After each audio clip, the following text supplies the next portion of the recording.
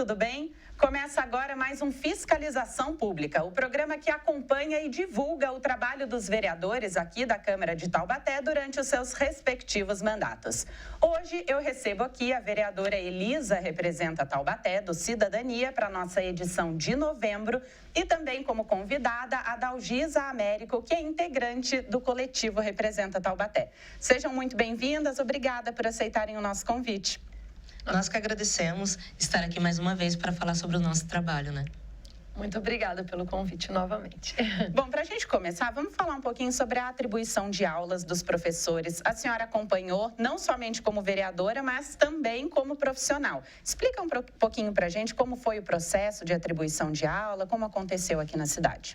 É muito bom a gente falar disso, porque o ano passado nós estávamos aqui também no Fiscalização Pública falando disso, né? Infelizmente, o ano passado a gente teve uma atribuição muito conturbada, né?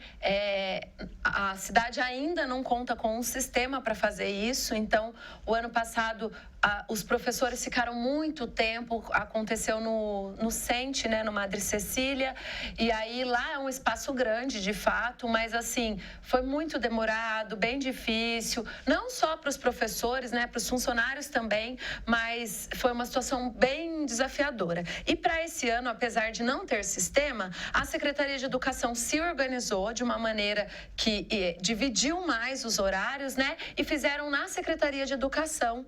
Então, na verdade, estão acontecendo as atribuições ainda, né, como você disse, eu participei também como funcionária, né, porque sou professora, então já atribuí a minha sala do meu cargo de educação infantil, agora tenho o cargo de ensino fundamental 1. Mas ainda assim eu acho que eu pude presenciar, acompanhei e presenciei, mas eu acredito que essa seja também uma observação dos demais professores, que esse ano está bem mais organizado e é o que eu estou falando. O ideal seria o sistema, mas enquanto não tem esse sistema, eu acredito que a Secretaria deu o máximo e conseguiu, de fato, minimizar muitas coisas. Seja essa questão do atraso, essa questão de ficar esperando, né? Os professores estão divididos por horários, mais divididos. Lá no centro de formação, que é pertinho, ao lado da Secretaria de Educação, tem um espaço separado para professores de educação infantil, para professores de ensino fundamental 1 e para os professores P3, que são das demais disciplinas, né? E educação especial também. Então, assim, eu acho que aquela atribuição difícil do ano passado ficou para a história, ainda bem que não se repita, né?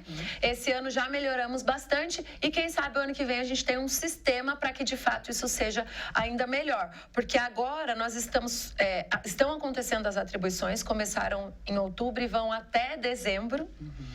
E nesse período está ainda um pouco impedido de fazer convocação. A Secretaria de Educação não está convocando novos professores, até para poder ver quantos professores vão faltar, quantas salas, né?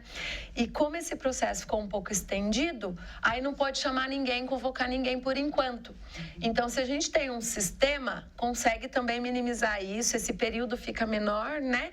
Para sanar algumas dificuldades e começar o ano já com todas as salas atribuídas. Acredito que a Secretaria vai fazer também uma força-tarefa para que em dezembro chame os professores, né? Para que em janeiro possam fazer os exames, a documentação, para fevereiro a gente começar o ano de 2024 com todos os alunos com professores em salas de aula. A gente espera que isso aconteça, nós vamos continuar acompanhando, né? Então já fica aí, né, o recado para quem está na expectativa de ser chamado. Sim. Aprendemos com os nossos erros, superamos esse desafio e em reconhecimento ao trabalho que foi realizado, a senhora apresentou também uma moção de aplausos? Isso, exatamente. Nós fizemos uma moção de aplausos a essa equipe, né? Porque a gente até brincou, né? Que quando chega alguém lá e fala, qual que é o problema no sistema?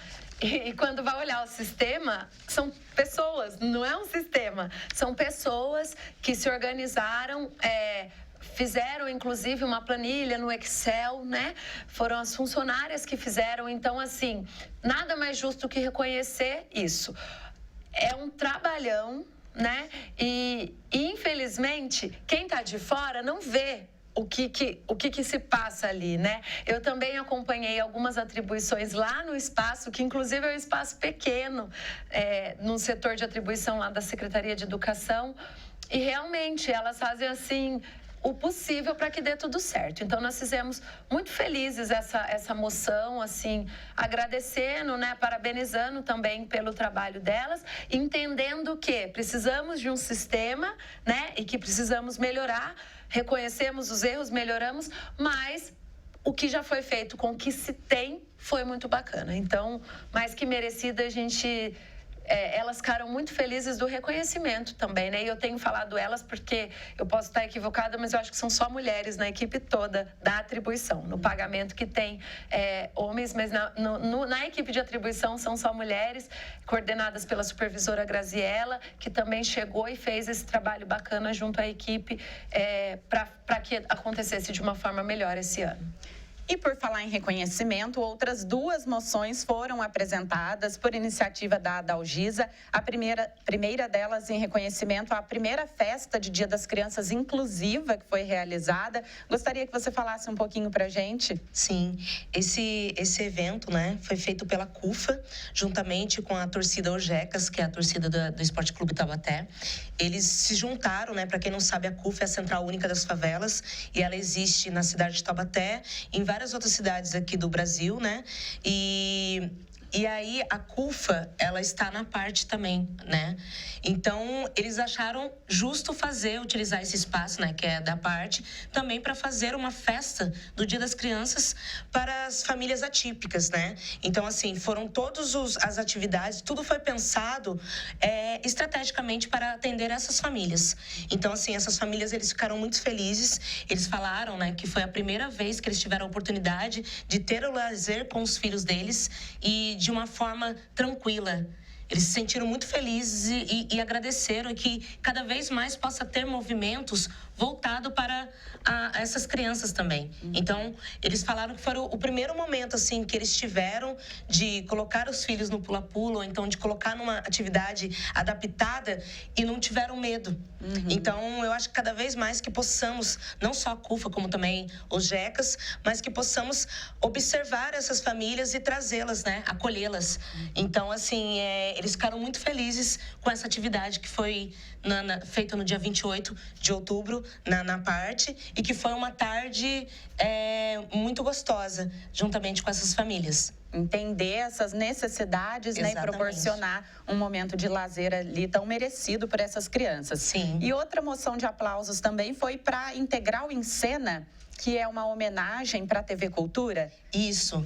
Na verdade, o Integral em Cena, né? O Integral, ele tem esse movimento deles de todo o segundo semestre eles fazerem algo. Então, esse ano, o que eles fizeram? Eles fizeram voltado para a TV Cultura, que é uma TV que é muito importante, né? Não só para as crianças, eu falo com um coração, assim, afetuoso da questão de o quanto é importante a TV Cultura, né? Para a educação. Então, eles fizeram o Integral em Cena. Eles fizeram voltado para a TV Cultura, com o Cocoricó, o Quintal da Cultura, também o Castelo Rá-Tim-Bum, que fez parte muito da minha infância. Então, eu achei importante dar essa moção para o Integral pelo fato do movimento dos oficineiros, de todas as pessoas envolvidas nesse trabalho que está lindo, né? O trabalho deles está lindo demais, assim, desde a confecção, do cenário. Então, o que o Integral eles fizeram? Eles acabaram pegando cada Integral em Cena, de artes cênicas, de artes visuais, de música, todos eles fizeram focados. Então, teve escola que o foco deles era a dança. Então, eles focaram o tema da TV Cultura na dança, mas, assim, todos eles tiveram um espetáculo maravilhoso, assim.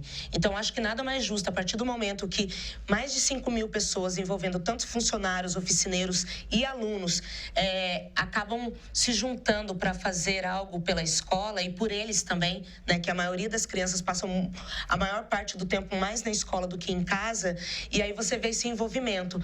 Então, esse trabalho foi lindo demais, foram todos os integrais envolvidos, então eu achei justo, visitando algumas escolas, né? Não dá para visitar todas, porque muitas acabavam batendo o horário, né? De uma escola para outra, mas eu vi o envolvimento das escolas para esse trabalho tão lindo que está sendo realizado. E aí, em novembro, eles algumas escolas irão apresentar no Teatro Metrópole. Então, assim, nada mais justo de fazer uma moção de aplauso, porque o mais importante é o envolvimento, mesmo, infelizmente, não dando para todas as escolas estarem, né, presentes no Teatro Metrópole, que eu acho que é até uma coisa que poderia repensar também dos integrantes de não ter esse movimento de conhecer o teatro, de fazer também esse movimento de, quem sabe, num planejamento anual, deles apresentarem no Teatro Metrópole também, né? Mas tá lindo demais o trabalho deles. Seria uma excelente sugestão, porque é uma experiência diferente também, né? Para ser vivida por essas crianças. E agora, falando um pouquinho sobre orçamento, a Câmara está realizando audiências públicas para discutir a LOA, que é a Lei de Orçamentária Anual. Eu queria entender qual é a participação do mandato nesse processo de discussão da LOA. Bacana, nós estamos acompanhando, né, as audiências públicas. No tema da educação, nós vamos presidir essa audiência, né? Cada dia é apresentado o orçamento de uma secretaria ou de uma instituição, no caso Câmara, a Unital, as fundações. Estamos analisando, através, né, das apresentações, a gente amplia um pouquinho mais o conhecimento sobre como que está sendo pensado o orçamento para 2024. Infelizmente, a gente fica limitado na questão de fazer emendas a essa lei orçamentária, né? E a gente conversava durante essas audiências, a gente tem conversado que o quanto que é importante a participação dos conselhos. O vereador Serginho aponta muito isso, né? Os conselhos decidindo junto com as secretarias, e aí falando um pouco mais da prefeitura, né? Por exemplo, o Conselho de Educação discutindo junto com a Secretaria de Educação como que vai ser gasto o dinheiro da educação em 2024 e assim por diante os outros conselhos, né? Quando chega aqui para a gente já fica limitado em mexer nisso. Então, por isso que sempre é colocada essa questão de que se discuta bastante antes de chegar aqui, porque depois que chega aqui a gente faz audiência, a gente conhece um pouquinho mais como que está esse orçamento, mas a gente fica limitado a colocar alguma emenda, a fazer alguma modificação. Um fator que a gente vem analisando também é que o orçamento acaba ficando superestimado, né? Nós tivemos em 2020, o orçamento nosso para 2022, por exemplo, estava por volta de 1 bilhão e 600 milhões e nós fechamos a receita com 1 bilhão e 334 milhões. Então, nós arrecadamos bem menos do que a gente previu. E lógico que é uma previsão, mas essa previsão precisa ser o mais real possível, né? O mais próximo do que a gente consegue arrecadar, né? Então, a gente tem acompanhado isso. Nós somos da Comissão de Finanças e somos também da Comissão de Fiscalização Orçamentária. Então, a gente sempre acompanha as audiências de metas fiscais, que fiscaliza o orçamento dos anos anteriores, e agora também essas audiências públicas da Lei Orçamentária Anual da LOA de 2024, que está dando aí um percentual de 1 bilhão e 600 milhões aproximadamente, né? E aí a gente fica um pouco cauteloso e preocupado, porque hoje também, agora em novembro, no comecinho de novembro, nós estamos com a nossa receita em 1 bilhão e 100 milhões. Então, a gente acredita que novembro e dezembro não dá para arrecadar 500 milhões. Se a gente até agora só arrecadou 1 bi e 100 milhões, como é que a gente vai arrecadar 500 até o final do ano, né? Tomara que arrecade. Eu gostaria muito que arrecadasse, mas talvez a gente não consiga isso.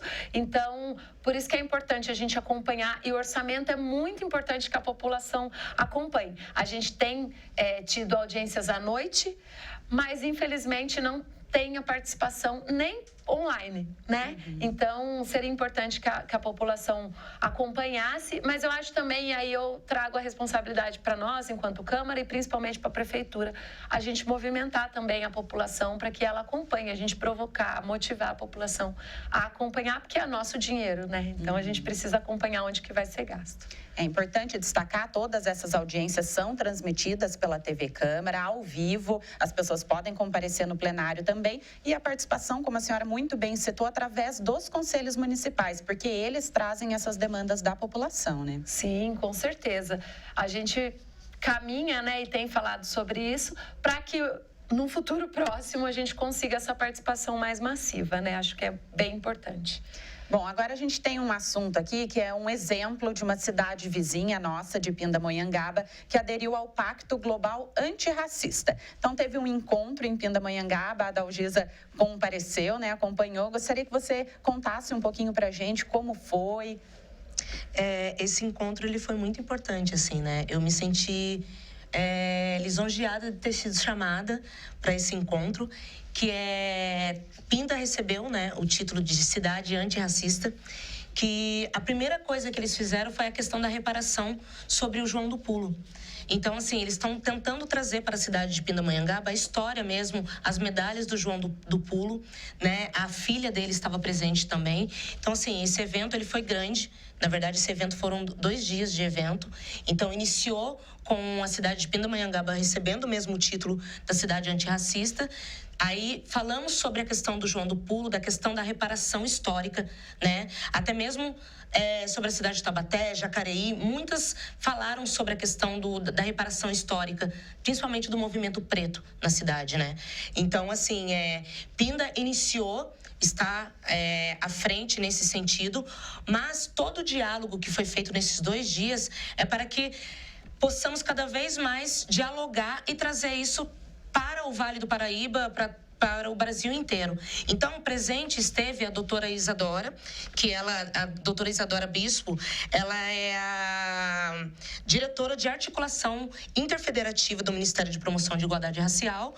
Esteve presente também o Iago Fatosa, que é o presidente da Rede Global da Cidade Antirracistas, e todo esse movimento foi voltado para isso, para que fizemos também ali na cidade de Pindamonhangaba até mesmo um city tour para falar sobre a questão histórica da cidade, porque eu digo, e aí eu analisando todo esse movimento que foi feito lá, eu reparo também na nossa cidade, no sentido assim, de às vezes ter esse apagamento histórico, né? E da gente passar pela cidade, observar alguns movimentos, né? E não dar a devida atenção. Então, assim, eu percebi pela questão da história do João do Pulo, que não é muito falada, por mais que tenha na cidade de Pindamonhangaba uma estátua enorme do João do Pulo, eu fiquei sabendo mesmo assim o fato histórico do João do Pulo, da importância dele para a cidade e os movimentos até mesmo da parte de turismo para ser voltado para isso. Então, assim, foi um movimento importantíssimo, que na verdade foi dado o pontapé inicial, né? Mas esse movimento ele precisa ser feito ainda, eles estão ainda num passo, digamos, de formiguinha, mas foi importante das cidades que estiveram presentes, porque isso, com o fato de estar o Ministério de Igualdade Racial lá, eles fizeram também o levantamento das cidades que estavam presentes, até mesmo para ajudar nessa articulação. Uhum. Então, né, o SINAPIR, que é o Sistema Nacional de Igualdade Racial, com isso nós podemos fazer esse movimento para trazer e inserir também a cidade de Taubaté. Uhum. E quando a gente pensa assim, em políticas públicas, quais ações poderiam ser desenvolvidas para a gente ter esse resgate, essa valorização do povo preto? Eu acho que a primeira ação, principalmente para ouvir a questão do movimento, é ter o Conselho de Igualdade. Porque Pindamonhangaba já tem o Conselho de Igualdade, Pindamonhangaba já tem o Conselho da Mulher, e esses conselhos estavam presentes nesse movimento. Então, eu vejo a importância de ter esses movimentos, porque, assim, por mais que eu seja uma mulher preta e falo da questão da igualdade racial, mas eu tenho a minha visão. E quando a sociedade civil está presente e discute isso, aí você tem uma visão ampla da cidade. Então, por exemplo, a doutora Isadora, quando ela fala assim, olha, eu estou aqui, mas eu preciso que o nosso movimento é que possamos ter agentes nas cidades para ajudar nesse movimento. Então, isso foi uma das coisas que foi discutido também, para que nas cidades tenha os agentes, esses agentes eles vão fazer o levantamento e levar até o Ministério. E a criação do Conselho de Igualdade Racial aqui em Taubaté é um projeto de lei, já está em tramitação na Câmara, né? Isso, esse projeto ele já está na casa, ele está tramitando. Então, assim, ele foi retirado, né, durante um tempo, precisou fazer umas adequações nesse projeto e agora ele voltou para casa de novo. Então, eu estou esperançosa para que ele seja votado e que entre o Conselho não só o de Igualdade Racial, mas também o Conselho da Mulher, o Conselho LGBT, que tudo isso também foi falado lá, né? Que é o nosso município, cada cidade tem as suas demandas, então o conselho ajuda muito para esse movimento no geral. Então, que possamos ter os nossos conselhos, né? Com certeza, criados e ativos, Sim. né? Agora, falando de outro assunto que teve muito destaque aí na última semana, na mídia, foi com relação à inconstitucionalidade de cargos na educação. No dia 31 de outubro, a gente teve uma decisão judicial, né? Gostaria que a senhora comentasse um pouquinho sobre ela. Isso mesmo. Na verdade, nós tivemos uma inconstitucionalidade em vários cargos do executivo, né, da prefeitura, mas aí, com exceção dos cargos da educação, porque os outros cargos tiveram, inclusive, que ser exonerados, né? E aí, os da educação, pontualmente, a prefeitura entrou com um pedido, com uma liminar, né, para que desse um tempo para poder se organizar, enfim. E aí foi feito um acórdão que deu 12 meses para a prefeitura se adequar para os cargos de vice-diretores, diretores e supervisores.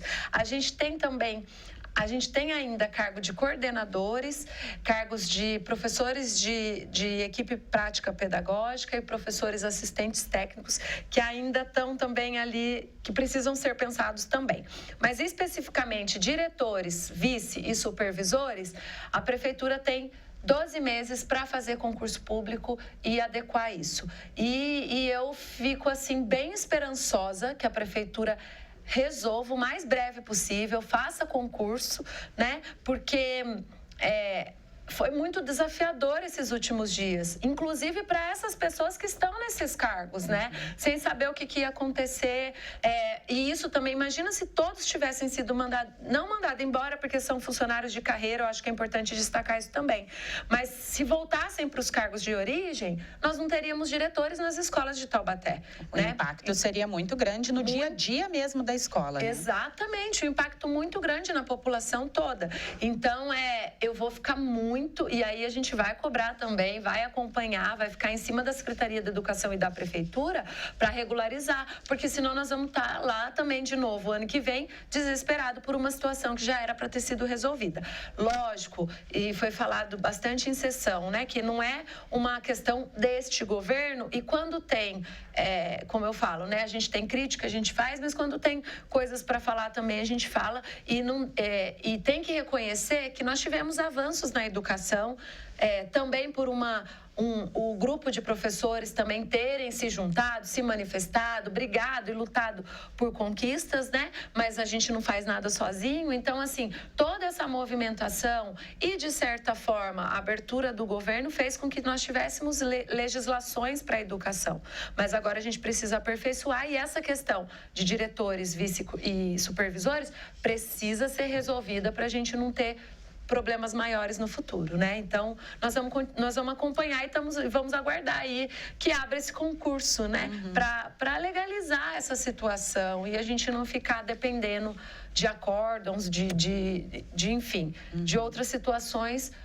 E a população fica alarmada, fica desesperada, fala, nossa, vereadora, mas estão falando que não vai ter aula, não vai ter diretor, como é que a gente vai fazer? Né? Então, tomara que essa situação seja resolvida o mais breve possível. E continuaremos acompanhando aí pelos próximos 12 meses, então vai ser um assunto ainda em pauta. Com certeza. E antes da gente terminar, eu queria falar também sobre o cortejo em louvor a Nossa Senhora do Rosário, que foi realizado no dia 28 de outubro. A nossa tradicional Igreja do Rosário, né? Como popularmente as pessoas conhecem. Como que foi, Adalgisa? Por que desse cortejo em louvor a Nossa Senhora do Rosário? A Nossa Senhora do Rosário, né, que é a nossa igreja que temos aqui no centro da cidade, né, é uma igreja muito importante. Ela foi construída no século XVIII e ela é de taipa de pilão, e a Nossa Senhora do Rosário é a Nossa Senhora dos Homens Pretos. Então, o povo preto aqui na cidade, principalmente de cultura popular, eles tinham esse movimento de ir à igreja aos domingos, de tocar na frente da igreja, de cantar dentro da igreja e louvar a Nossa Senhora do Rosário.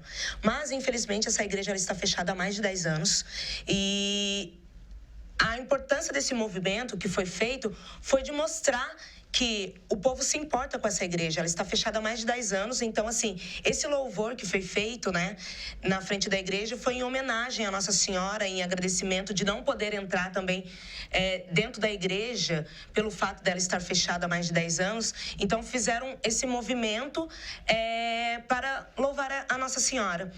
E uma forma também de apelo, de mostrar que o movimento, a cultura popular se importa com a igreja, que eles ficam com o coração apertado de não poder entrar dentro da igreja pelo fato dela estar há mais de 10 anos fechada. E o medo é de que essa igreja, por ela estar fechada, e ficar pior ainda. Então, assim, esse movimento que foi feito é de levantar mesmo, sabe? A questão de uma alerta de... Estamos aqui e nos importamos com a igreja. Então, precisa ser revisto, precisa a diocese, a prefeitura fazer algo para que essa igreja possa ser o mais rápido possível reparada, né?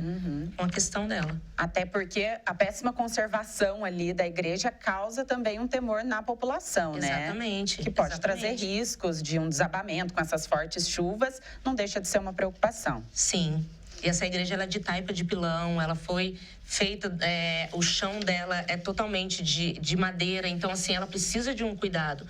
E como ela é um patrimônio nosso, histórico também, então a gente precisa cuidar com carinho. Assim como foi cuidado também, né, o Museu de Arte Sacra e outros lugares aqui da nossa cidade que tá tendo esse olhar. Então, que possamos focar também esse olhar para a Igreja do Rosário. Bom, quero agradecer a presença das duas. É sempre muito importante a gente discutir, trazer temas e divulgar o trabalho que vem sendo realizado pelo mandato. Então, muito obrigada pela presença. Nós agradecemos e a gente também fica muito feliz, como a gente sempre fala aqui, né, de poder dar transparência do nosso trabalho para a população. Nosso gabinete está à disposição. Agradecemos mais uma vez e continue acompanhando as nossas redes sociais, dando sugestões e também crítica, pois estamos aqui para ser porta-voz dos munícipes. Obrigada mais uma vez. Esse foi o programa Fiscalização Pública, edição de novembro, com a vereadora Elisa, representa Taubaté, do Cidadania, e com a Dalgisa Américo, que é integrante do coletivo Representa Taubaté. Você pode acompanhar a nossa programação completa durante as nossas transmissões na TV e também nas nossas plataformas digitais. Muito obrigada pela sua audiência. Até mais.